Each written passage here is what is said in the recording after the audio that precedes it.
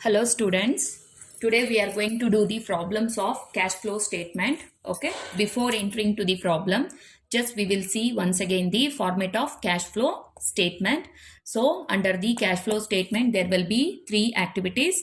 The first one, cash from operating activity. The second one, cash from investing activity. And the third one, cash from financing activity. Okay, almost 11 problems under the cash flow statement, almost 11 problems which is belongs to cash from operating activity. ಯಾಕೆ ಅಂತ ಹೇಳ್ತೀನಿ, operating activity ತುಂಬ ತುಂಬ ತುಂಬ important. Major adjustments ಇರೋದು operating ಆಕ್ಟಿವಿಟಿಯಲ್ಲೇ. So ಹಾಗಾಗಿ 11 problems ಬರೀ ನಮಗೆ ಆಪರೇಟಿಂಗ್ ರಿಲೇಟೆಡೇ ಇದೆ. ಸೊ ಹಾಗಾಗಿ ನೀವು ಜಾಸ್ತಿ ಇದ್ರ ಮೇಲೆ ಫೋಕಸ್ ಮಾಡಬೇಕಾಗತ್ತೆ. And second activity investing activity and third one financing ಆಕ್ಟಿವಿಟಿಯಲ್ಲಿ ಅಷ್ಟು ಟ್ರಾನ್ಸಾಕ್ಷನ್ಸ್ ಬರಲ್ಲ, ಸಿಂಪಲ್ ಆಗಿದೆ. ಸೊ ಹಾಗಾಗಿ ನೀವು ತುಂಬ ಫೋಕಸ್ ಮಾಡಬೇಕಾಗಿರೋದು ಆಪರೇಟಿಂಗ್ ಆಕ್ಟಿವಿಟಿ. ಆಪರೇಟಿಂಗ್ ಆಕ್ಟಿವಿಟಿ ಒಂದು ನಿಮಗೆ ಅಡ್ಜಸ್ಟ್ಮೆಂಟ್ಸ್ ಎಲ್ಲ ಕರೆಕ್ಟಾಗಿ ಬಂತು ಅಂದರೆ ಇನ್ನು ಉಳಿದಿರೋ investing activity and financing activity ತುಂಬ ಈಸಿ ಇರುತ್ತೆ. ಓಕೆನಾ? ಹಾಗಾದರೆ ಜಸ್ಟ್ ಸುಮ್ಮನೆ ಒಂದ್ಸಲ ಫಾರ್ಮೆಟ್ನ ನೋಡ್ಕೊಂಡು ಬರೋಣ. Cash flows from operating activity. First ಏನು ತಗೋಬೇಕು? ನೆಟ್ ಪ್ರಾಫಿಟ್ ತಗೋಬೇಕಾಗತ್ತೆ. Next add items, depreciation, goodwill written off, preliminary expenses written off, transfer to general reserve, loss on sale of fixed assets, loss on sale of investment, provision for taxation, proposed dividend, interim dividend, loss on issue of shares or debenture ಅಥವಾ ಅಂಡರ್ರೈಟಿಂಗ್ commission. Okay, ಇದಿಷ್ಟು ಐಟಮ್ಸ್ನ ನಾವು observe ಮಾಡಿದ್ರೆ ಇದೆಲ್ಲ ನಮಗೆ fund flow ಸ್ಟೇಟ್ಮೆಂಟಲ್ಲಿ adjusted profit and loss ಅಕೌಂಟಲ್ಲಿ debit side ಬರ್ತಿರುವಂಥ common items. ಯಾರಿಗೆಲ್ಲ adjusted profit and loss account format ಪಕ್ಕ ಬರುತ್ತೆ ಅವ್ರಿಗೆ ಇದು ತುಂಬ ಈಸಿ ಆಗುತ್ತೆ. ಓಕೆನಾ? ನೆಕ್ಸ್ಟ್ ಏನು ತಗೋಬೇಕು? Increase in current liability, decrease in current assets. ದಯವಿಟ್ಟು ಇದನ್ನು ನೋಡ್ಕೊಳ್ಳಿ. ಏನು ತಗೋಬೇಕು? ಆ್ಯಡ್ ಐಟಮ್ಸ್ಗೆ ಏನು ತಗೋಬೇಕು? Increase in current liability, decrease in current assets. ಕ್ಲಿಯರಾ? ಅರ್ಥ ಆಗ್ತಿದೆ ಅಲ್ವಾ? ಇದೆರಡು ಆ್ಯಡಿಗೆ ಬರುತ್ತೆ. ಕರೆಂಟ್ ಲಯಬಿಲಿಟಿ ಇನ್ಕ್ರೀಸ್ ಆದರೆ ಆ್ಯಡ್ ಮಾಡಬೇಕು, ಅದೇ ಕರೆಂಟ್ ಅಸೆಟ್ಸ್ ಡಿಕ್ರೀಸ್ ಆಗಿದ್ರು ಕೂಡ ಅದನ್ನೇನು ಮಾಡಬೇಕು? ಆ್ಯಡ್ ಮಾಡಬೇಕು. ನೆಕ್ಸ್ಟ್ ಹಾಗಾದರೆ ಲೆಸ್ ಐಟಮ್ಸ್ಗೆ ಏನೇನು ತಗೋಬೇಕು ನೋಡೋಣ.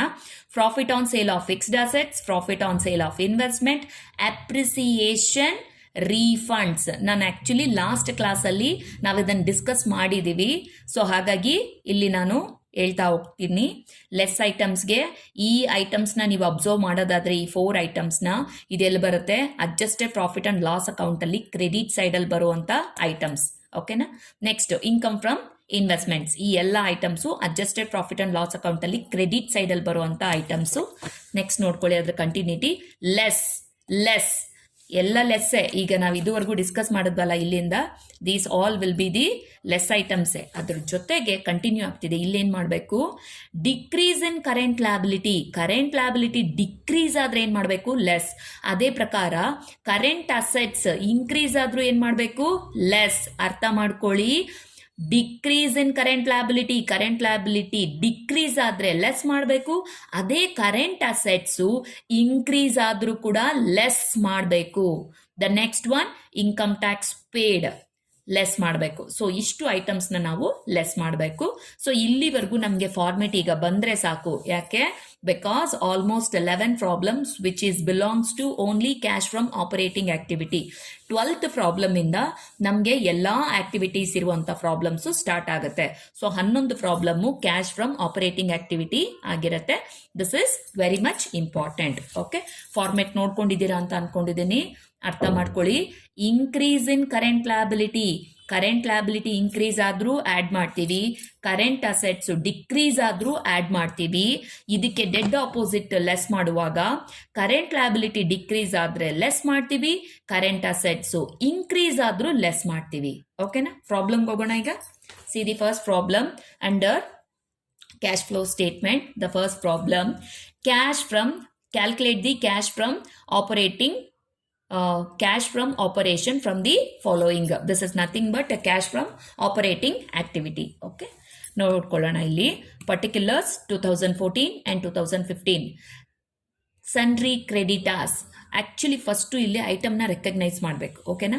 ಕ್ರೆಡಿಟರ್ಸ್, ಸನ್ರಿ ಕ್ರೆಡಿಟರ್ಸ್ ಅಂದರೆ ಏನು ಐಟಮ್ ಇದು? This is current liability. Okay. Next, inventories. This is current assets. Sundry debtors, current assets. Bills receivable, current assets. Short-term marketing securities, this is also current assets. Bills payable, current liability. Prepaid expenses, prepaid expenses, current assets. Current assets. Prepaid expenses, current assets. Outstanding expenses, current liability. ಓಕೆನಾ? So current assets ಈಗ items ಎಲ್ಲ mark ಮಾಡಿದ್ದೀವಿ. Current liability, current assets, current assets, current assets, current assets, current asset, current liability, current asset. ಈಗ values ನೋಡಿಕೊಂಡು add ಮಾಡಬೇಕಾ less ಮಾಡಬೇಕಾ? ಯಾಕಂದರೆ format ನಮಗೆ ಗೊತ್ತಿದೆ, ಅರ್ಥ ಮಾಡ್ಕೊಳ್ಳಿ. ಕರೆಂಟ್ ಲಯಬಿಲಿಟಿ ಇನ್ಕ್ರೀಸ್ ಆದರೆ ಆ್ಯಡ್, ಅದೇ ಪ್ರಕಾರ ಕರೆಂಟ್ ಅಸೆಟ್ಸ್ ಡಿಕ್ರೀಸ್ ಆದರೂ ಆ್ಯಡ್ ಮಾಡಬೇಕು. ಇನ್ನು ಲೆಸ್ ವಿಷಯಕ್ಕೆ ಬಂದರೆ, ಲೆಸ್ ಯಾವ್ದ್ಯಾವ್ದನ್ನು ಮಾಡಬೇಕು ಅಂದರೆ ಕರೆಂಟ್ ಲಯಬಿಲಿಟಿ ಡಿಕ್ರೀಸ್ ಆದರೆ ಲೆಸ್, ಅದೇ ಪ್ರಕಾರ ಕರೆಂಟ್ ಅಸೆಟ್ಸ್ ಇನ್ಕ್ರೀಸ್ ಆದರೂ ಲೆಸ್ ಮಾಡಬೇಕು. ಓಕೆನಾ? ನೆಕ್ಸ್ಟ್ ಈಗ ನೋಡ್ಕೊಳ್ಳೋಣ. ಹಾಗಾದರೆ ಇಲ್ಲಿ ಆಲ್ಮೋಸ್ಟ್ ಕೊಟ್ಟಿರೋ ಐಟಮ್ಸ್ ಎಲ್ಲ ಕರೆಂಟ್ ಅಸೆಟ್ಸು ಕರೆಂಟ್ ಲಯಬಿಲಿಟಿನೇ ಇದೆ. ಈಗ ಆ್ಯಡ್ ಮಾಡಬೇಕಾ ಲೆಸ್ ಮಾಡಬೇಕಾ ನೋಡೋಣ. ಅದನ್ನು ಅಮೌಂಟ್ ನೋಡಿದ್ರೆ ಗೊತ್ತಾಗುತ್ತೆ. ನೋಡಿ, ಮೊದಲನೇದು ಕರೆಂಟ್ ಲಯಬಿಲಿಟಿ ಎಷ್ಟಿದೆ? 1,10,000, 1,12,000. ಕರೆಂಟ್ ಲಯಬಿಲಿಟಿ ಇನ್ಕ್ರೀಸ್ ಆಗಿದೆ, ಕರೆಂಟ್ ಲಯಬಿಲಿಟಿ ಇನ್ಕ್ರೀಸ್ ಆಗಿದೆ. ಹಾಗಾದರೆ ಏನು ಮಾಡಬೇಕೀಗ? ಕರೆಂಟ್ ಲಯಬಿಲಿಟಿ ಇನ್ಕ್ರೀಸ್ ಆದರೆ ಆ್ಯಡ್ ಮಾಡಬೇಕು. Okay, next item it's a current assets. Inventory ಇದೆ 1,15,000, 1,20,000. ಕರೆಂಟ್ ಅಸೆಟ್ಸು ಇನ್ಕ್ರೀಸ್ ಆಗಿದೆ. ಕರೆಂಟ್ ಅಸೆಟ್ಸ್ ಇನ್ಕ್ರೀಸ್ ಆದರೆ ಏನು ಮಾಡಬೇಕು? ಲೆಸ್. ಫಂಡ್ ಫ್ಲೋ ಸ್ಟೇಟ್ಮೆಂಟ್ನೇ ತಲೆಯಲ್ಲಿ ಇಟ್ಕೊಂಡಿರಬೇಡಿ, ಅದೇ ಗುಂಗಲ್ಲಿರಬೇಡಿ. ಈಗ ಕ್ಯಾಶ್ ಫ್ಲೋ ಇಲ್ಲೇನಾಗುತ್ತೆ, ಅದಕ್ಕೆ ಡೆಡ್ ಆಪೋಸಿಟ್ ಆಗುತ್ತೆ, ರೂಲ್ಸ್ ಉಲ್ಟಾ ಆಗಿರುತ್ತೆ, ಮರಿಬೇಡಿ. ಓಕೆ, ಕರೆಂಟ್ ಅಸೆಟ್ಸು ಇನ್ಕ್ರೀಸ್ ಆದರೆ ಲೆಸ್ ಮಾಡಬೇಕು, ಅದೇ ಕರೆಂಟ್ ಲಯಬಿಲಿಟಿ ಇನ್ಕ್ರೀಸ್ ಆದರೆ ಆ್ಯಡ್ ಮಾಡಬೇಕು. ಓಕೆನಾ? ಈಗ sundry debtors it's a current assets. ಏನಾಗಿದೆ ನೋಡೋಣ ಸಿಚುಯೇಷನ್. 1,27,000 ಇದ್ದಿದ್ದು 1,30,000 ಆಗಿದೆ, ಇನ್ಕ್ರೀಸ್ ಆಗಿದೆ 3,000. ಸೊ ಕರೆಂಟ್ ಅಸೆಟ್ಸ್ ಇನ್ಕ್ರೀಸ್ ಆದರೆ ಏನು ಮಾಡಬೇಕು? ಲೆಸ್ ಮಾಡಬೇಕು. Next, bills receivable, that is also current assets. ಏನಾಗಿದೆ? 52,000 ಇದ್ದಿದ್ದು 51,000 ಆಗಿದೆ, ಡಿಕ್ರೀಸ್ ಆಗಿದೆ. ಡಿಕ್ರೀಸ್ ಆದರೆ ಕರೆಂಟ್ ಅಸೆಟ್ಸ್ ಏನು ಮಾಡಬೇಕು? ಕರೆಂಟ್ ಅಸೆಟ್ಸು ಡಿಕ್ರೀಸ್ ಆದರೆ ಏನು ಮಾಡಬೇಕು? ಆ್ಯಡ್ ಮಾಡಬೇಕು. ಕರೆಂಟ್ ಅಸೆಟ್ಸು ಡಿಕ್ರೀಸ್ ಆದರೆ ಆ್ಯಡ್ ಮಾಡ್ತೀವಿ. Next, short term marketing securities, that is also current assets. Short term investment ಥರ. ಓಕೆನಾ? ಶಾರ್ಟ್ ಟರ್ಮ್ ಮಾರ್ಕೆಟಿಂಗ್ ಸೆಕ್ಯೂರಿಟೀಸ್ ಅಂದರೆ ಶಾರ್ಟ್ ಟರ್ಮ್ ಇನ್ವೆಸ್ಟ್ಮೆಂಟ್ ಥರ. It's a current assets. ಏನಾಗಿದೆ ನೋಡೋಣ. 44,000 ಇದ್ದಿದ್ದು 43,000 ಆಗಿದೆ, ಅಂದರೆ ಡಿಕ್ರೀಸ್ ಆಗಿದೆ. ಕರೆಂಟ್ ಅಸೆಟ್ಸು ಡಿಕ್ರೀಸ್ ಆದರೆ ಏನು ಮಾಡಬೇಕು?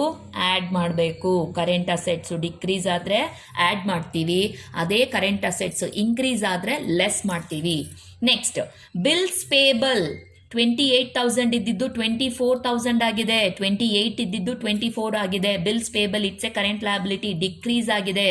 ಡಿಕ್ರೀಸ್ ಆದರೆ ಏನು ಮಾಡಬೇಕು? ಡಿಕ್ರೀಸ್ ಆದರೆ ಕರೆಂಟ್ ಲಯಬಿಲಿಟಿ ಲೆಸ್ ಮಾಡಬೇಕು.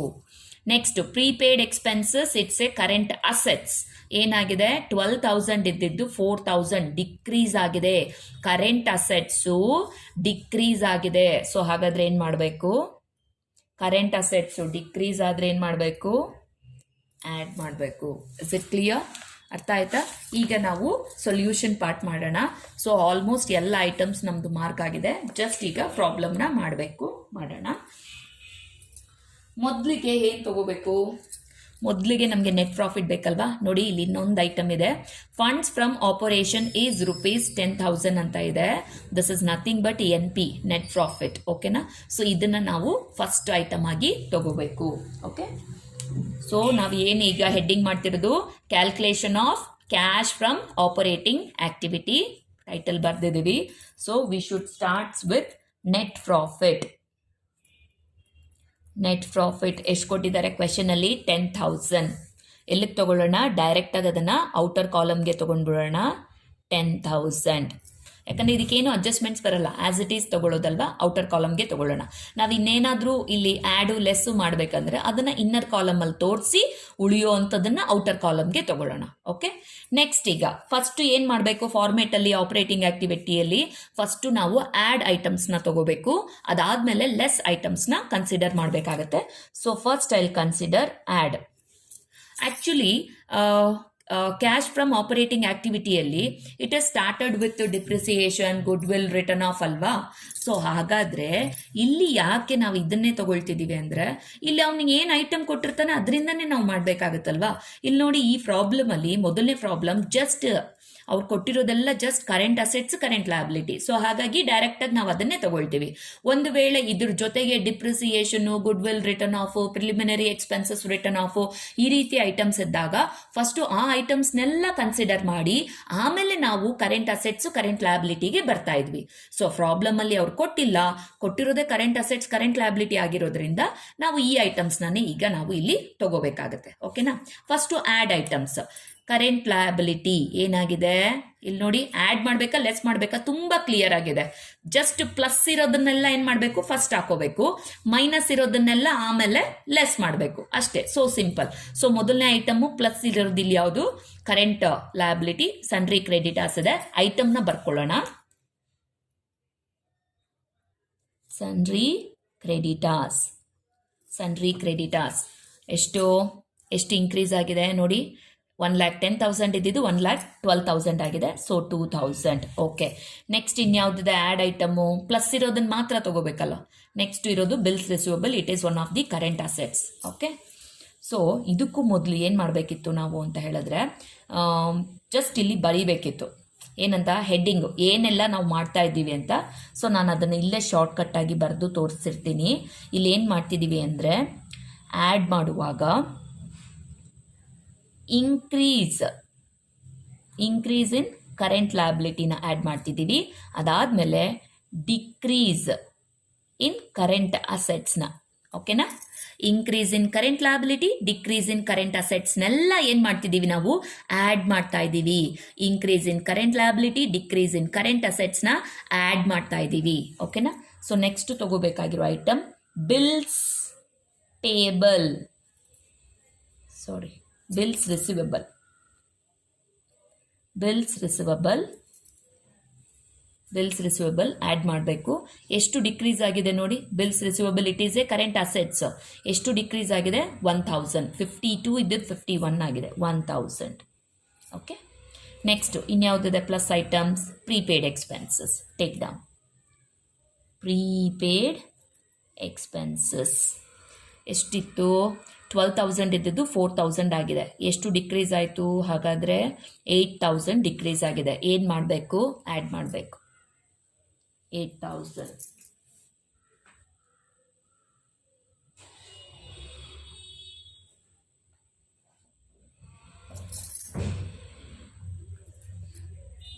ಐ ಥಿಂಕ್ ಕ್ವೆಶನಲ್ಲಿ ಏನು ತಪ್ಪಾಗಿದೆ.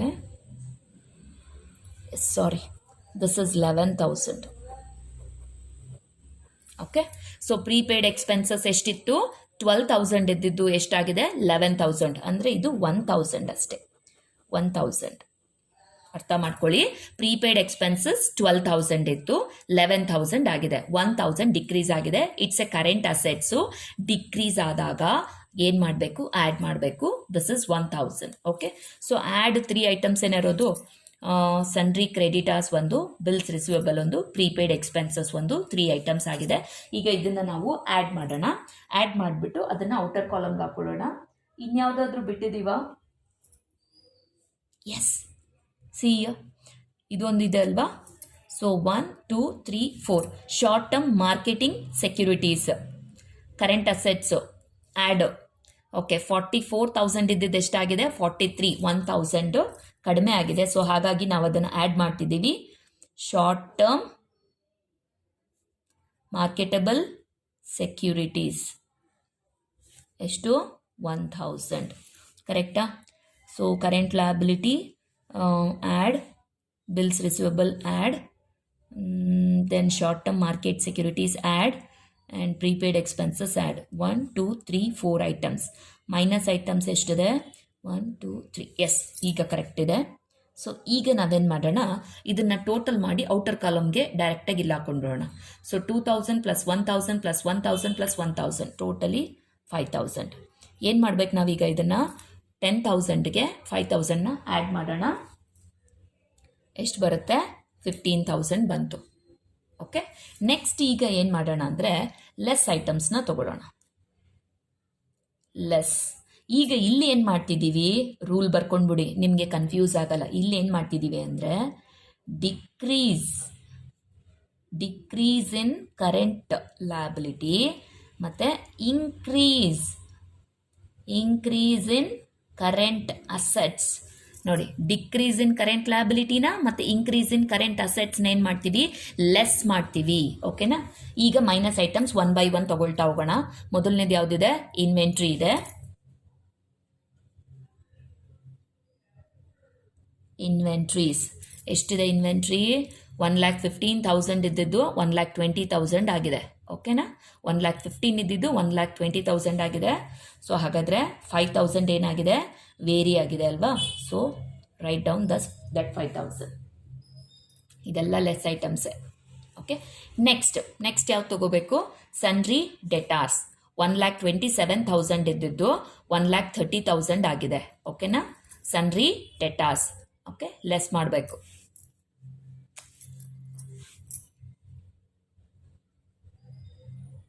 ಸನ್ರಿ ಡೆಟಾರ್ಸ್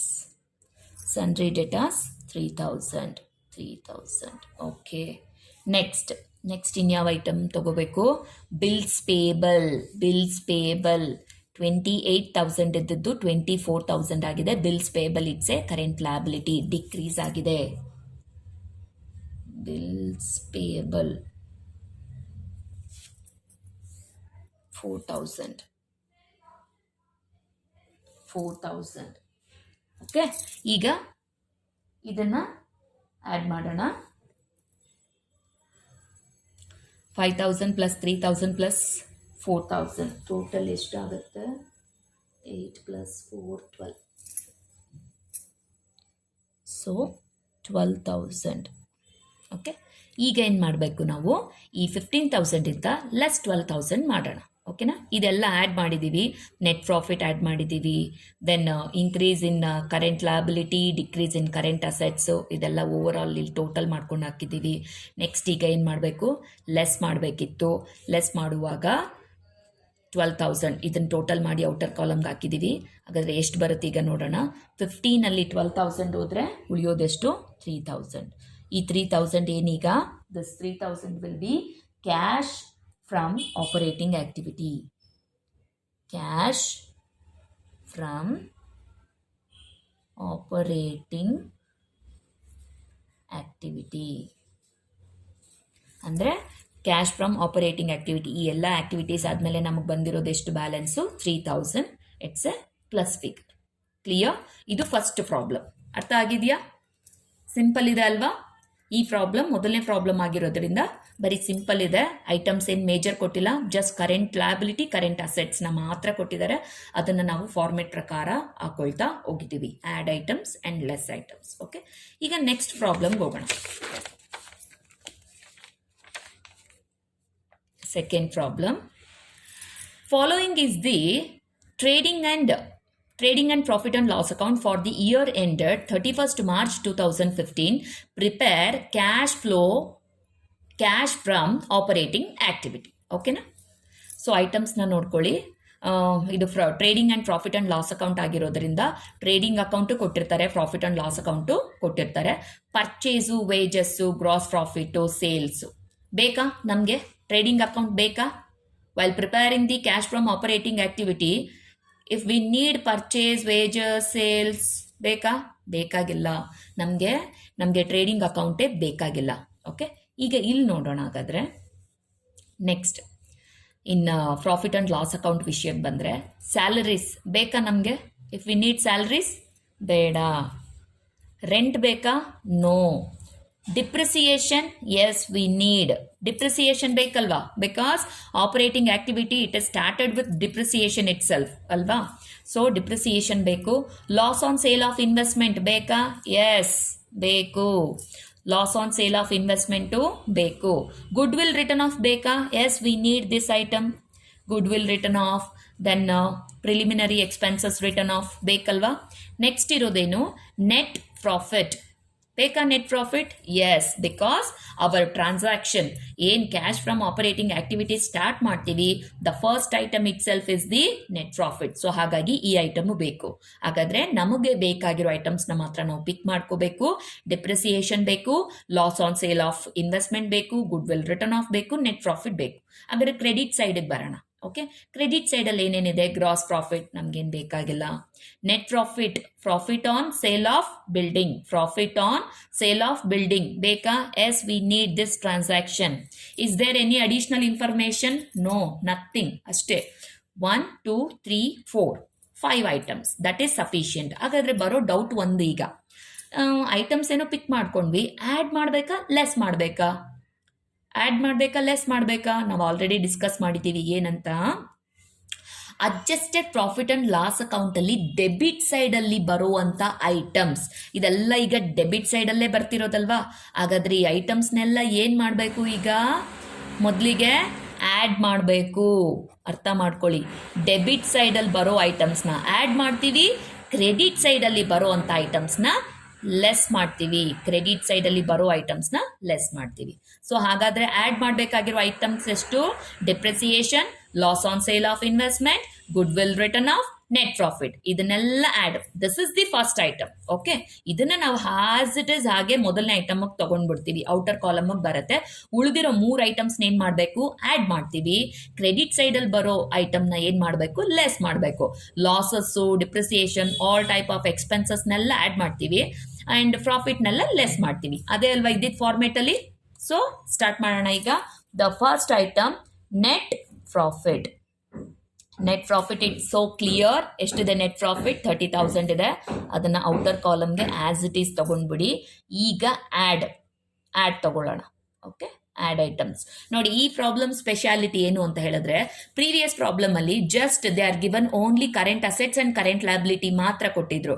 ಈ ಪ್ರಾಬ್ಲಮಲ್ಲಿ ನಮಗೆ ಉಳಿದಿರೋ ಅಡ್ಜಸ್ಟ್ಮೆಂಟ್ ಐಟಮ್ಸ್ನ ಕೊಟ್ಟಿದ್ದಾರೆ. Depreciation, loss on sale, goodwill written off. ಅರ್ಥ ಆಗ್ತಿದೆಯಾ? ಇದರಲ್ಲಿ ಕರೆಂಟ್ ಲಯಬಿಲಿಟಿ, ಕರೆಂಟ್ ಅಸೆಟ್ಸ್ ಇಲ್ಲ. ಓಕೆನಾ? ಬಟ್ ಆ್ಯಕ್ಚುಲಿ ಪ್ರಾಬ್ಲಮ್ ಮಾಡುವಾಗ ವಿ ನೀಡ್ ಟು ಕನ್ಸಿಡರ್ ಎರಡೂ ಬರುತ್ತೆ. ಕರೆಂಟ್ ಲಯಬಿಲಿಟಿ, ಕರೆಂಟ್ ಅಸೆಟ್ಸ್ ಜೊತೆಗೆ ಈ ರೀತಿ ಅಡ್ಜಸ್ಟೆಡ್ ಪ್ರಾಫಿಟ್ ಆ್ಯಂಡ್ ಲಾಸ್ ಅಕೌಂಟಲ್ಲಿರೋ ಡೆಬಿಟ್ ಐಟಮು ಮತ್ತು ಕ್ರೆಡಿಟ್ ಸೈಡ್ ಐಟಮ್ಸು ಬರುತ್ತೆ. ಓಕೆನಾ? ಇದು ಸಿಂಪಲ್ ಪ್ರಾಬ್ಲಮ್ಸ್. ನಿಮಗೆ ಸ್ಟಾರ್ಟಿಂಗಲ್ಲಿ ಕಾನ್ಸೆಪ್ಟ್ ಇನ್ ಡೆಪ್ತ್ ಆಗಿ ಅರ್ಥ ಆಗಬೇಕು ಅಂತ ಈ ರೀತಿ ಅವರು ಸಪ್ರೇಟ್ ಆಗಿ ಪ್ರಾಬ್ಲಮ್ಸ್ನ ನಿಮಗೆ ಕೊಡ್ತಿದ್ದಾರೆ ಸಾರ್ಟ್ ಔಟ್ ಮಾಡೋದಕ್ಕೆ. ಈಗ ಮೊದಲನೇ ಐಟಮ್ ತಗೊಳ್ಳೋಣ, ಡಿಪ್ರಿಸಿಯೇಷನ್ ಎಷ್ಟಿದೆ? 9,570. Okay, next loss on sale of investment.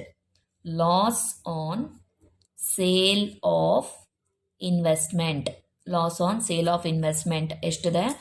3,200. Okay, next good will written of ಎಷ್ಟಿದೆ? 3,940. ಓಕೆ, ದ ನೆಕ್ಸ್ಟ್ ಅಷ್ಟೇ ಅಲ್ವಾ? 3 ಐಟಮ್ಸ್ ಅಲ್ವಾ? ಆ್ಯಡ್ ಮಾಡಿಬಿಡೋಣ ಈಗ. ಓಕೆ, ಆ್ಯಡ್ ಮಾಡೋಣ. ಎಷ್ಟು ಬರುತ್ತೆ ನೋಡೋಣ. 9,570 ಪ್ಲಸ್ 3,200 ಪ್ಲಸ್ 3,940 ವಿಲ್ ಬಿಕಮ್ 16,710. ಈಗ ಇದೆರಡನ್ನು ಆ್ಯಡ್ ಮಾಡೋಣ. 30,000 ಪ್ಲಸ್ 16,710 ಆಗ 46,710 ಆಗುತ್ತೆ. ಓಕೆನಾ? ನೆಕ್ಸ್ಟ್ ಈಗ ಏನು ಮಾಡಬೇಕು? ಲೆಸ್ ಮಾಡೋಣ. ಲೆಸ್ ಐಟಮ್ಸ್ ಯಾವುದಿದೆ? See here there is only one item, profit on sale of building. Profit on sale of building ಎಷ್ಟಿದೆ? 25,000. ಓಕೆ, 25,000. ಇದನ್ನೇನು ಮಾಡೋಣ? ಆ್ಯಸ್ ಇಟ್ ಈಸ್ ಇಲ್ಲಿಗೆ ಶಿಫ್ಟ್ ಮಾಡ್ಕೊಳ್ಳೋಣ. 25,000. ಈಗ ಲೆಸ್ ಮಾಡಿ. 46,710 ಮೈನಸ್ 25,000 ಮಾಡಿದ್ರೆ ಎಷ್ಟು ಬರುತ್ತೆ? 21,710 ಬರುತ್ತೆ. ಏನಿದು ಹಾಗಾದರೆ? What is this? This is cash from operating activity. Clear? ಅರ್ಥ ಆಗ್ತಿದೆಯಾ? ಸೊ 21,710 ಏನಾಯಿತು cash from operating activity. Is it clear? Second problem easy ಇತ್ತಲ್ವಾ? ಈಗ ನೆಕ್ಸ್ಟ್ ಥರ್ಡ್ ಪ್ರಾಬ್ಲಮ್ ನೋಡ್ಕೊಳ್ಳೋಣ.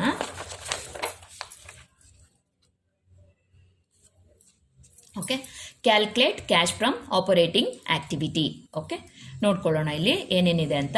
ರಿಟೇನ್ಡ್ ಅರ್ನಿಂಗ್ಸ್ ಇದೆ, ಔಟ್ಸ್ಟ್ಯಾಂಡಿಂಗ್ ಎಕ್ಸ್ಪೆನ್ಸಸ್ ಇದೆ, ಪ್ರೀಪೇಯ್ಡ್ ಎಕ್ಸ್ಪೆನ್ಸಸ್ ಇದೆ, ಡಿಪ್ರಿಸಿಯೇಷನ್ ಇದೆ, ಡಿವಿಡೆಂಡ್ ಪೇಯ್ಡು, ಜನರಲ್ ಎಕ್ಸ್ಪೆನ್ಸಸ್. ನಾವೇನು ಮಾಡಬೇಕು, ಈಗ ನಮಗೆ ಏನೇನು ಐಟಮ್ಸ್ ಬೇಕು ಅದನ್ನು ಮಾತ್ರ ಪಿಕ್ ಮಾಡ್ಕೊಳ್ಳೋಣ. ಆ್ಯಕ್ಚುಲಿ ಇಲ್ಲಿ ಒಂದು ಅಬ್ಸರ್ವ್ ಮಾಡಿದ್ರ ಅಟ್ ಎನಿ ಕಾಸ್ಟ್ ನಮಗೆ ನೆಟ್ ಪ್ರಾಫಿಟ್ ಬೇಕೇ ಬೇಕು. ಇಲ್ಲಿ ನೆಟ್ ಪ್ರಾಫಿಟ್ ಇದೆಯಾ? ನೆಟ್ ಪ್ರಾಫಿಟ್ ಇಲ್ಲ ಅಂದರೆ ಯಾವುದಕ್ಕೆ ನಾವು ಫಸ್ಟ್ ಪ್ರಿಫರೆನ್ಸ್ನ ಕೊಡಬೇಕು? We need to search for reserves ಇದೆಯಾ ಅಂತ. Because reserves it is nothing but a part of profit ಏನು ಬಂದಿರುತ್ತೆ ಅದರಲ್ಲಿ ಸೆಟೈನ್ ಅಮೌಂಟ್ನ ಅವರು ರಿಸರ್ವ್ ಮಾಡಿರ್ತಾರೆ. Like a capital reserve, general reserve, sinking fund ಅಥವಾ ರಿಟೇನ್ಡ್ ಅರ್ನಿಂಗ್ಸ್ ಅಂದರೆ this is nothing but a ಒಂದು ರೀತಿಯಾದ ರಿಸರ್ವ್. ರಿಟೇನ್ಡ್ ಅರ್ನಿಂಗ್ಸ್ ಅಂದರೆ ಬಂದಿರೋ ಲಾಭಾಂಶದಲ್ಲಿ ಡಿವಿಡೆಂಡ್ಸ್ನ ಕೊಟ್ಟು ಇನ್ನೇನು ರಿಮೈನಿಂಗ್ ಉಳ್ಕೊಂಡಿರುತ್ತೆ ಅದನ್ನು ರಿಟೇನ್ಡ್ ಅರ್ನಿಂಗ್ಸ್ ಅಂತ ಕರಿತೀವಿ. ಈಗ ಈ ಪ್ರಾಬ್ಲಮಲ್ಲಿ ನೆಟ್ ಪ್ರಾಫಿಟ್ ಕೊಟ್ಟಿಲ್ಲ ಅವರು. ನೆಟ್ ಪ್ರಾಫಿಟ್ ಕೊಡದೇ ಇರುವಾಗ ನಾವು ಯಾವುದಕ್ಕೆ ಪ್ರಿಫರೆನ್ಸ್ ಕೊಡಬೇಕೀಗ? ರಿಟೇನ್ಡ್ ಅರ್ನಿಂಗ್ಸ್ನೇ ನಾವು ನೆಟ್ ಪ್ರಾಫಿಟ್ ಅಂತ ಕನ್ಸಿಡರ್ ಮಾಡ್ಕೋಬೇಕಾಗತ್ತೆ. ಅರ್ಥ ಆಗ್ತಿದ್ಯಾ? ಸೊ ಹಾಗಾದ್ರೆ ಇಲ್ಲಿ ನೆಟ್ ಪ್ರಾಫಿಟ್ ಏನು? ರಿಟೇನ್ಡ್ ಅರ್ನಿಂಗ್ಸೇ. ಚಿಂತೆ ಮಾಡಬೇಡಿ, ಯಾವಾಗ ನೆಟ್ ಪ್ರಾಫಿಟ್ ಕೊಟ್ಟಿರೋದಿಲ್ಲ ಆವಾಗ ದಯವಿಟ್ಟು ಹುಡುಕಿ ಯಾವುದಾದ್ರೂ ರಿಸರ್ವ್ಸ್ ಕೊಟ್ಟಿದ್ದಾರಾ ಅಥವಾ ರಿಟೇನ್ಡ್ ಅರ್ನಿಂಗ್ಸ್ ಕೊಟ್ಟಿದ್ದಾರಾ ಅಂತ. ಯಾವುದಾದ್ರೂ ಒಂದು ಅವರು ಹಿಂಟ್ನ ಕೊಟ್ಟಿರ್ತಾರೆ. ಬಿಕಾಸ್ ನಾವು ಇಲ್ಲಿ ಸ್ಟಾರ್ಟ್ ಮಾಡಬೇಕಾಗಿರೋದು ನಮ್ಮ ಪ್ರಾಬ್ಲಮ್ನ, ನಮ್ಮ ಸೊಲ್ಯೂಷನ್ ಪಾರ್ಟ್ನ ನೆಟ್ ಪ್ರಾಫಿಟ್ ಜೊತೆನೇ ಸ್ಟಾರ್ಟ್ ಮಾಡಬೇಕಾಗತ್ತೆ. ಅರ್ಥ ಆಗ್ತಿದ್ಯಾ? ಸೊ ಹಾಗಾದ್ರೆ ಇದೇನಾಗಿದೆ? This is N P. Okay, N ಪಿನ ಈಗ ಏನು ಮಾಡಬೇಕು? ಎನ್ ಪಿನ ಡಿಫರೆನ್ಸ್ ವ್ಯಾಲ್ಯೂನ ಡೈರೆಕ್ಟಾಗಿ ತೊಗೊಂಡ್ಬಿಡೋಣ. ಇಲ್ಲಿ ಕ್ಲೋಸಿಂಗ್ ಬ್ಯಾಲೆನ್ಸ್ ಇದೆ, ಇಲ್ಲಿ ಓಪನಿಂಗ್ ಬ್ಯಾಲೆನ್ಸ್ ಇದೆ. ಇದೆರಡರ ಮಧ್ಯದಲ್ಲಿ ಡಿಫ್ರೆನ್ಸ್ ಏನಿರುತ್ತೆ that we must considered as the net profit. Difference ಎಷ್ಟಿದೆ? 60,000 ಇದೆ. ಇಲ್ಲಿ ಬರ್ಕೊಂಡ್ಬಿಡೋಣ.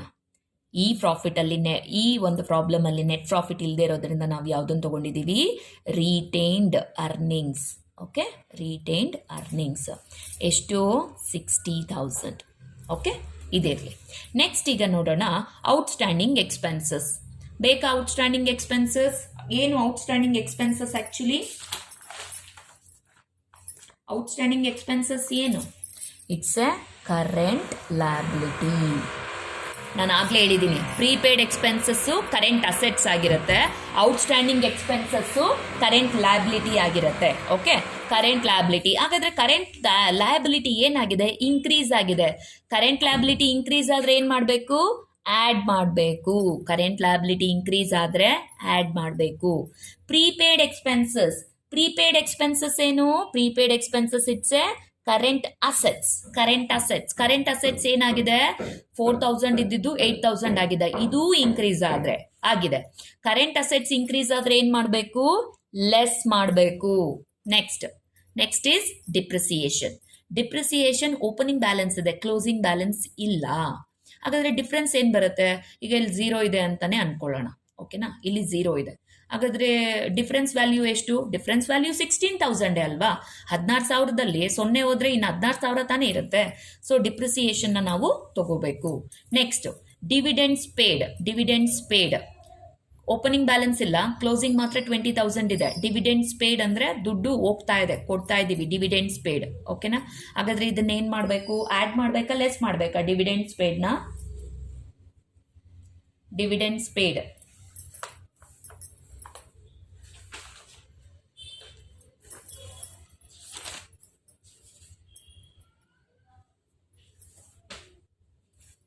ಇಂಟರಿಮ್ ಡಿವಿಡೆಂಡ್ಸ್ ಪೇಯ್ಡು ನೆನಪಿದೆ ಅಲ್ವಾ? ಸೊ ಹಾಗಾದರೆ ಇದನ್ನೇನು ಮಾಡಬೇಕು? ಇದನ್ನು ಆ್ಯಡ್ಗೆ ತೊಗೋಬೇಕು.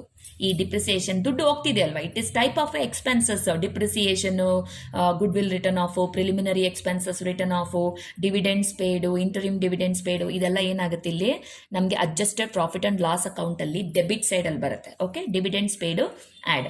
ಜನರಲ್ ಎಕ್ಸ್ಪೆನ್ಸಸ್ ನಮ್ಮ ಫಾರ್ಮ್ಯಾಟಲ್ಲಿ ಇತ್ತಾ? General expenses is it there in the format? Please check ಮಾಡಿ. ಇಲ್ಲ, ನಮಗೆ ಬೇಡದೇ ಇರೋ ಐಟಮ್ಸ್ ಕೊಟ್ಟಾಗ ದಯವಿಟ್ಟು ಅದ್ರ ಬಗ್ಗೆ ಕನ್ಫ್ಯೂಷನ್ಸ್ ಬೇಡ. ಸೊ ಹಾಗಾಗಿ we should be very thorough and familiarity with the items.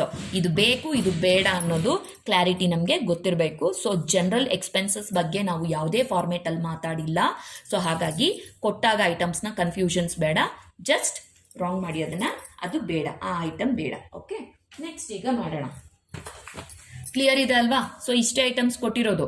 ಇಲ್ಲೇನಾಗಿದೆ ಈ ಪ್ರಾಬ್ಲಮ್ ಅಲ್ಲಿ ಅಂತ ಹೇಳಿದ್ರೆ, ಕರೆಂಟ್ ಅಸೆಟ್ಸು ಇದೆ, ಕರೆಂಟ್ ಲಯಬಿಲಿಟಿನೂ ಇದೆ, adjusted profit and loss account items ಇದೆ, ನೋಡಿ ಡಿಪ್ರಿಸಿಯೇಷನ್ ಇದೆ, ಡಿವಿಡೆಂಡ್ಸ್ ಪೇಡ್ ಇದೆ ಅಲ್ವಾ? ಸೊ ಹಾಗಾದ್ರೆ ಈಗ ಮಾಡೋಣ ಅಲ್ವಾ?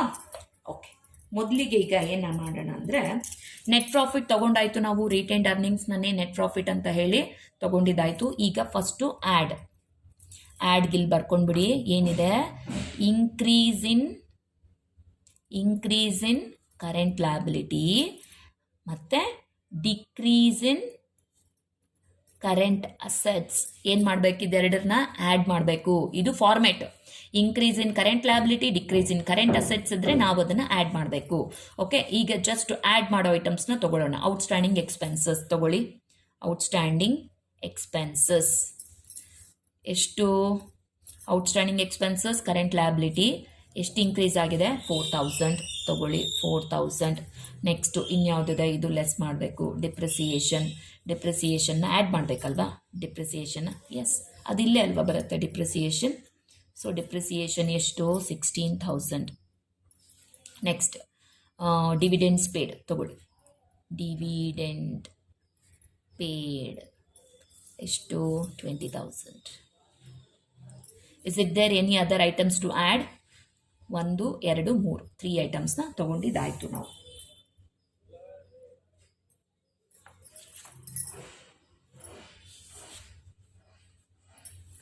Okay,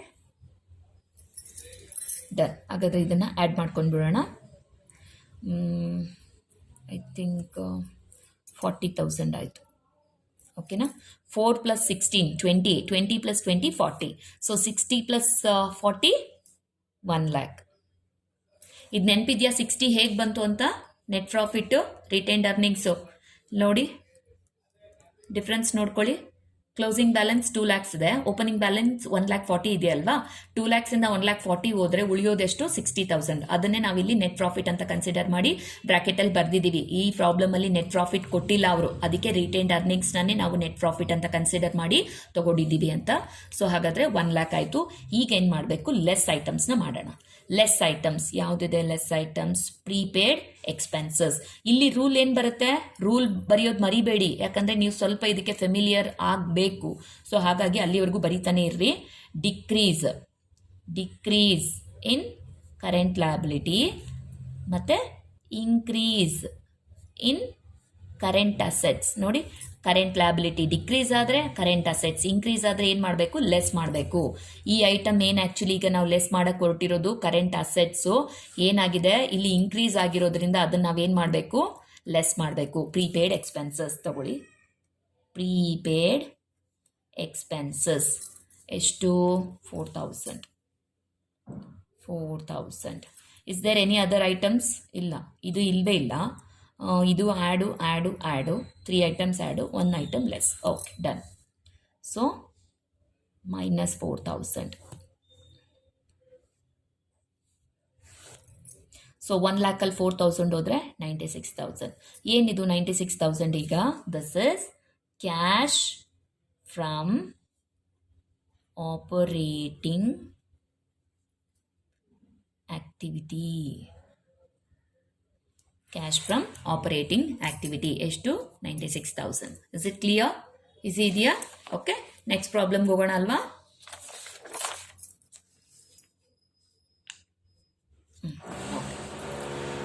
compute cash from operating activity from the following information given below. Profit for the year 2014 is rupees 10,000. Profit for the year 2014 is rupees 10,000. ಏನು ಅಂತ ಅರ್ಥ ಆಯ್ತಾ ಇದು? This is nothing but a NP, net profit, after providing the depreciation of rupees 2,000. ಈ ಎಲ್ಲ after providing the depreciation ಅಂದರೆ depreciation ಕೊಟ್ಟಾದ್ಮೇಲೆ ನಮ್ಮ ಹತ್ರ ಇಷ್ಟು ಉಳ್ಕೊಂಡಿದೆ ಅಂತ ಹೇಳ್ತಿದ್ದಾರೆ. ಸೊ ಇಲ್ಲಿ ಒಂದು ಡಿಪ್ರಿಸಿಯೇಷನ್ನ ಕೂಡ ನಮಗೆ ಕೊಟ್ಟಿದ್ದಾರೆ, ಮರಿಬೇಡಿ. ಓಕೆ, ಸೊ ನೆಕ್ಸ್ಟ್ ಈಗ ನೋಡ್ಕೊಳ್ಳೋಣ. Debtors, provision for bad debts, bills receivable, bills payable, creditors, stock, short term investment, outstanding expenses, prepaid expenses.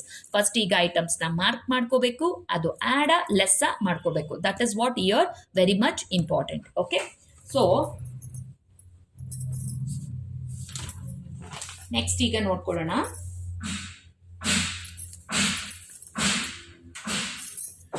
ಡೆಟಾಸ್. Debtors ಏನು? This is current assets. Next provision for bad debts, this is current liability. Bills receivable, current assets. Bills payable, current liability. Creditors, current liability. Stock, current assets. Short term investment, current assets. Outstanding expenses, current liability. Prepaid expenses, current assets. Is it clear? Items ನ mark ಮಾಡ್ಕೊಂಡಿದ್ದಾಯ್ತು. ಈಗ add ಮಾಡ್ಬೇಕಾ less ಮಾಡ್ಬೇಕಾ ನೋಡೋಣ. Rule ನೆನಪಿದೆ ಅಲ್ವಾ? Current assets ಆದ್ರೆ decrease ಆದ್ರೆ ಆಡು, ಇನ್ಕ್ರೀಸ್ ಆದ್ರೆ ಲೆಸ್. ಅದೇ ಕರೆಂಟ್ ಲಯಬಿಲಿಟಿ ವಿಷಯಕ್ಕೆ ಬಂದ್ರೆ ಇನ್ಕ್ರೀಸ್ ಆದ್ರೆ ಆಡ್ ಮಾಡ್ತೀವಿ, ಡಿಕ್ರೀಸ್ ಆದ್ರೆ ಲೆಸ್ ಮಾಡ್ತೀವಿ. ಓಕೆನಾ? ಈಗ ನೋಡ್ಕೊಳ್ಳೋಣ. ಡೆಟಾರ್ಸ್ ಏನಾಗಿದೆ? 10,000 ಇದ್ದಿದ್ದು 12,000 ಆಗಿದೆ. 2,000 ಏನಾಗಿದೆ? ಇನ್ಕ್ರೀಸ್ ಆಗಿದೆ. ಇನ್ಕ್ರೀಸ್ ಆದ್ರೆ ಏನ್ ಮಾಡಬೇಕು? Less. Provision for bad debts, it's a current liability. ಏನಾಗಿದೆ? ಇನ್ಕ್ರೀಸ್ ಆಗಿದೆ. ಇನ್ಕ್ರೀಸ್ ಆದ್ರೆ ಏನ್ ಮಾಡಬೇಕು? Add. Next bills receivable, current assets. Current assets ಏನಾಗಿದೆ? ಡಿಕ್ರೀಸ್ ಆಗಿದೆ. ಡಿಕ್ರೀಸ್ ಆದ್ರೆ ಏನ್ ಮಾಡಬೇಕು? Add. Bills payable, it's a current liability. ಏನಾಗಿದೆ? 5,000 ಇದ್ದಿದ್ದು 6,000 ಆಗಿದೆ. ಸೊ ಹಾಗಾದ್ರೆ ಆಡ್. ಕರೆಂಟ್ ಲಯಬಿಲಿಟಿ ಕ್ರೆಡಿಟಾಸ್ 8,000 ಇದ್ದಿದ್ದು 9,000 ಆಗಿದೆ. ಇನ್ಕ್ರೀಸ್ ಆಗಿದೆ ಅಂದ್ರೆ ಆಡ್. ಕರೆಂಟ್ ಅಸೆಟ್ಸ್ ಸ್ಟಾಕ್ 5,000 ಇದ್ದಿದ್ದು 8,000 ಆಗಿದೆ. ಇನ್ಕ್ರೀಸ್ ಆಗಿದೆ ಕರೆಂಟ್ ಅಸೆಟ್ಸ್. ಹಾಗಾದ್ರೆ ಏನ್ ಮಾಡಬೇಕು? Less. Short term investment, it's a current assets. ಏನಾಗಿದೆ? 10,000 ಇದ್ದಿದ್ದು 12,000 ಇನ್ಕ್ರೀಸ್ ಆಗಿದೆ. ಇನ್ಕ್ರೀಸ್ ಆದ್ರೆ less. Outstanding expenses current liability ಏನಾಗಿದೆ? 10,000 ಇದ್ದಿದ್ದು 1,500 ಆಗಿದೆ. So add. ಕರೆಂಟ್ ಅಸೆಟ್ಸ್ ಯಾವುದು? ಪ್ರೀಪೇಡ್ ಎಕ್ಸ್ಪೆನ್ಸಸ್ 2,000 ಇದ್ದಿದ್ದು 1,000 ಡಿಕ್ರೀಸ್ ಆಗಿದೆ. ಡಿಕ್ರೀಸ್ ಆದ್ರೆ ಆಡ್. ಒಂದ್ಸಲ ಚೆಕ್ ಮಾಡ್ಕೊಳ್ಳೋಣ. Less, add. ಬಿಲ್ಸ್ ರಿಸಿವಬಲ್ ಅಲ್ವಾ? ಬಿಲ್ಸ್ ರಿಸಿವೇಬಲ್ 4,000 ಇದ್ದಿದ್ದು 3,000 ಆಗಿದೆ.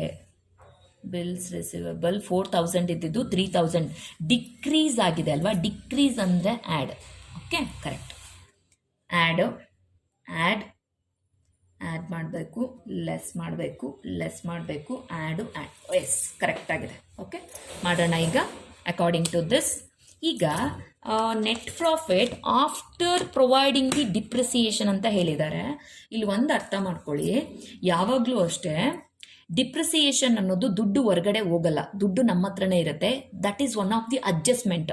ನಮ್ಮ ಹತ್ರ ಇರೋ ಫಂಡ್ಗೆ ನಾವೇ ಇಲ್ದಿರೋ ಒಂದು ಲೆಕ್ಕ ಕೊಡೋದೇ ಡಿಪ್ರಿಸಿಯೇಷನ್. ಓಕೆನಾ? ಈಗ ಫರ್ನಿಚರ್ ಮೇಲೆ 10,000 ಡಿಪ್ರಿಸಿಯೇಷನ್ ಅಂತ ಹೇಳ್ತಾರೆ. ಅಲ್ಲಿಗೆ ನಮಗೆ ಬಂದಿರೋ ಪ್ರಾಫಿಟಲ್ಲಿ 10,000 ತೆಗ್ದಿಟ್ಬಿಟ್ಟು ಡಿಪ್ರಿಸಿಯೇಷನ್ ಹೋಗಿದೆ ಅಂತ ಹೇಳೋಕ್ಕಾಗತ್ತಾ? ಅದು ಡಿಪ್ರಿಸಿಯೇಷನ್ ಅನ್ನೋ ಅಮೌಂಟ್ ನಾವೇನು ಇಡ್ತೀವಿ ಅದು ನಿಜವಾಗ್ಲೂ ಬಿಸ್ನೆಸ್ ಇಂದ ಹೊರಗಡೆ ಹೋಗುತ್ತಾ? ಖಂಡಿತ ಇಲ್ಲ. That is one of the internal adjustment ನಾವು ತೋರಿಸೋದು. ಓಕೆನಾ? ಅದಕ್ಕೆ ಇಲ್ಲಿ ಏನು ಹೇಳ್ತಿದ್ದಾನೆ? Profit for the year 2014 is 10,000 after providing the depreciation of rupees 2,000. ಅಂದ್ರೆ 2,000 ಎತ್ತಿಟ್ಬಿಟ್ಟಿದ್ದಾರೆ ಯಾವುದಕ್ಕೆ? ಡಿಪ್ರಿಸಿಯೇಷನ್ಗೆ. ಬಟ್ 2,000 ಇದು ಹೊರಗಡೆ ಹೋಗಿದ್ಯಾ? ಆರ್ಗನೈಸೇಷನ್ ಇಂದ ಹೊರಗಡೆ ಹೋಗಿದ್ಯಾ? ಖಂಡಿತ ಇಲ್ಲ. ಈ ದುಡ್ಡು ಆರ್ಗನೈಸೇಷನ್ ಒಳಗಡೆನೇ ಇದೆ.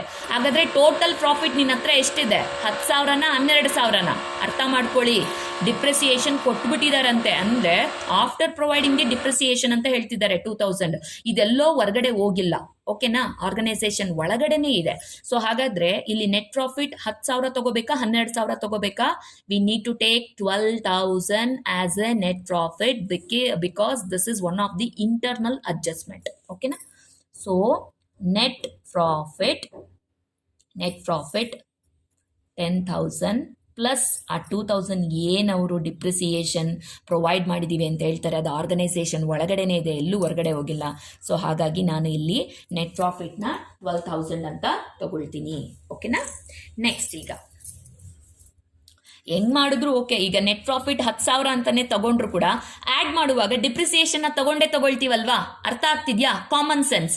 ಈಗ ಮಾಡಕ್ ಇಷ್ಟ ಇಲ್ಲ ಅಂದ್ರೆ ಓಕೆ, ಈಗ ನಾನೇನ್ ಮಾಡ್ತೀನಿ, ಆಯ್ತು ನೆಟ್ ಪ್ರಾಫಿಟ್ ಎಷ್ಟು 10,000 ಅಂತಾನೆ ತಗೊಳ್ತೀನಿ. ಈಗ ಆಡ್ ಐಟಮ್ಸ್ ತಗೊಳ್ತೀವಲ್ಲ, ಅಲ್ಲಿ ಮೊದಲನೇ ಐಟಮ್ ಏನ್ ತಗೋಬೇಕು? ಡಿಪ್ರಿಸಿಯೇಷನ್ ಎಷ್ಟು? 2,000. ಲೆಕ್ಕ ಸೇಮ್ ಬಿತ್ತಾ? ಇಲ್ಲೂ ಆಡ್ ಮಾಡ್ತಿದ್ದೀವಿ, ಅಲ್ಲೇ ಇದನ್ನ ನಾನು ಆಡ್ ಮಾಡಿ ತಗೊಂಡೆ. ಓಕೆನಾ? ನಿಮ್ಗೆ ಈ ಫಾರ್ಮೇಟ್ ಅರ್ಥ ಆದ್ರೆ ಇದನ್ನೇ ಫಾಲೋ ಮಾಡಿ. ಓಕೆ, ಸೊ ನೆಟ್ ಪ್ರಾಫಿಟ್ ಎಷ್ಟು? 10,000. ಡಿಪ್ರಿಸಿಯೇಷನ್ ಮೊದಲನೇ ಐಟಮೇ ಡಿಪ್ರಿಸಿಯೇಷನ್ ಅಲ್ವಾ ತಗೋಬೇಕಾಗಿರೋದು, ಇದೆ ಅಲ್ವಾ ಇಲ್ಲಿ ಡಿಪ್ರಿಸಿಯೇಷನ್, 2,000 ಆಡ್ ಮಾಡ್ತಾ ಇದ್ದೀನಿ. ಓಕೆನಾ? ಈಗ ನೆಕ್ಸ್ಟ್ ಈಗ ಇಲ್ಲೊಂದು ಫಾರ್ಮೇಟ್ ಬರುತ್ತಲ್ಲ, ಈಗ ಏನ್ format? Increase in current liability, decrease in current assets. ಇದೆರಡನ್ನು ಏನ್ ಮಾಡ್ಬೇಕು? ನಾವು ಆಡ್ ಮಾಡಬೇಕು. ಈಗ ಐಟಮ್ಸ್ 1 by 1 ತಗೊಳ್ತಾ ಹೋಗೋಣ. ಫಸ್ಟ್ ಆಡ್ ಐಟಮ್ಸ್ನೆಲ್ಲ ತಗೊಳ್ಳೋಣ. ನೋಡಿ ಇಲ್ಲಿ add add add add add add total 6 items ಇದೆ. 1 by 1 ತಗೊಳ್ತಾ ಹೋಗೋಣ. ಮೊದಲನೇದೇನಿದೆ? Provision for bad debts. Provision for bad debts ಎಷ್ಟು? 200 rupees ತಗೊಳ್ಳಿ, 200. ನೆಕ್ಸ್ಟ್ ಐಟಮ್ ಏನು? ಬಿಲ್ಸ್ ರಿಸಿವಬಲ್ ಎಷ್ಟು? ವೇರಿ 1,000. ನೆಕ್ಸ್ಟ್ ಬಿಲ್ಸ್ ಪೇಬಲ್ ಎಷ್ಟು? Variation 1,000. Okay, next is creditors ಎಷ್ಟಿದೆ? Variation 1,000. Next outstanding expenses variation ಎಷ್ಟು? 500. ನೆಕ್ಸ್ಟು ಪ್ರೀಪೇಯ್ಡ್ ಎಕ್ಸ್ಪೆನ್ಸಸ್ ವೇರಿಯೇಷನ್ ಎಷ್ಟು? 1,000. ಓಕೆ, ಒಂದ್ಸಲ ರೀಚೆಕ್ ಮಾಡ್ಕೊಂಡ್ಬಿಡೋಣ ವ್ಯಾಲ್ಯೂಸ್ ಎಲ್ಲ ಕರೆಕ್ಟ್ ಇದೆಯಾ ಅಂತ. ಸೊ ಇದು 2,000 ಡಿಪ್ರಿಸಿಯೇಷನ್ ಇದಾಯಿತು. ನೆಕ್ಸ್ಟು 200, 1,000,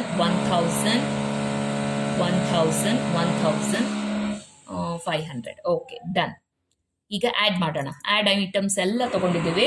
ಆ್ಯಡ್ ಮಾಡಿದ್ರೆ ಎಷ್ಟು ಬರುತ್ತೆ? 4,700 ಬರುತ್ತೆ. ಓಕೆ, ಸೊ ಈ 10,000ಗೆ 4,000 ಅಲ್ಲ, 6,000. 2,000, 2, 3, 4, 5, 6, 6,500, 6,700. Okay, done. 10,000 ಪ್ಲಸ್ 6,700 ಟೋಟಲ್ ಎಷ್ಟಾಯಿತು? 16,700 ಆಯಿತು. ನೆಕ್ಸ್ಟ್ ಈಗ ಏನು ಮಾಡಬೇಕು? ಲೆಸ್ ಐಟಮ್ಸ್ನ ತಗೋಬೇಕು. ಓಕೆ, ಲೆಸ್ ಐಟಮ್ಸ್ ಫಾರ್ಮೇಟ್ ಏನು? Decrease in current liability, increase in current assets. Okay, decrease in current liability, increase in current ಅಸೆಟ್ಸ್ನ ಈಗ ಲೆಸ್ ಮಾಡಬೇಕು. ಈಗ ಲೆಸ್ ಐಟಮ್ಸ್ ನೋಡ್ತಾ ಹೋಗೋಣ. ಮೊದಲನೇದು ಯಾವುದು? ಡೆಟಾರ್ಸ್ ಇದೆ. ಡೆಟಾರ್ಸ್ ಎಷ್ಟು? 2,000 rupees. 2,000. ನೆಕ್ಸ್ಟ್ ಈಸ್ ಸ್ಟಾಕ್ ಎಷ್ಟು? 3,000. Next short term